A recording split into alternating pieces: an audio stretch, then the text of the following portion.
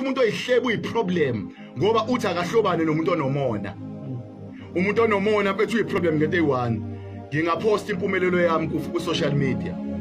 Mabe ngiyipostile uthi akakaze alike nangelilodwa ilanga bengiposte into nje normal ekwi-level yakhe. Kodwa mhla ngaphosta into engaphezulu kwakhe uyobona yena kuqala olayikhayo kanti akalayikanga ngoba engi-appreciate kodwa ulike ngoba edliwa ilento engaphakathi akuthule kumona isithupha mfethu usipresse kwi-like ngenkani engathandi. Uyabona mfethu umuntu oyihlebi mfethu nomuntu onomona phumelela mfethu ukuze angakwazi ukuphila. Umuntu onomona mfethu ufana nenyoka mfethu.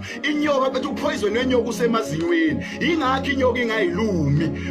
Understand ngisho mfethu ngoba meke yayiluma mfethu inyoka mfethu ingasibulala yona ngopoison wayo. So ke manje umuntu onomona mfethu ufana nenyoka unopoison emazinyweni but le problem yomuntu ukuthi umuntu akafani nenyoka. Inyoka icareful ukuthi ngiyazazi nginopoison ngingalinge ngilume kodwa umuntu onomona phumelela uzoziluma upoison wakhe udle yena mfethu. Ngizothi empilweni mfethu no matter what noma kuvuka luphi uhlobo labantu empilweni yakho kodwa umusa kaNkuluNkulu awuvinjwa yilutho and mesiya emseni kaNkuluNkulu siyazabalaza mfethu. Mesiya emseni kaNkuluNkulu sivukelwa abantu mfethu mabe siya kumusa kaNkuluNkulu. Mesiya emseni kaNkuluNkulu siyakhathala kodwa mekuyiwona umusa kaNkuluNkulu ozakithi mfethu awuvinjwa yilutho empilweni yomuntu. Akukho abantu abangavimba umusa kaNkuluNkulu phezulu kwempilo yakho. Ngizosho njalo uNkulunkulu mayisekhambele mfethu akekho umuntu ongavimba umusa kaNkuluNkulu. Umusa kaNkuluNkulu ufika sebebophile sebevalile mfethu.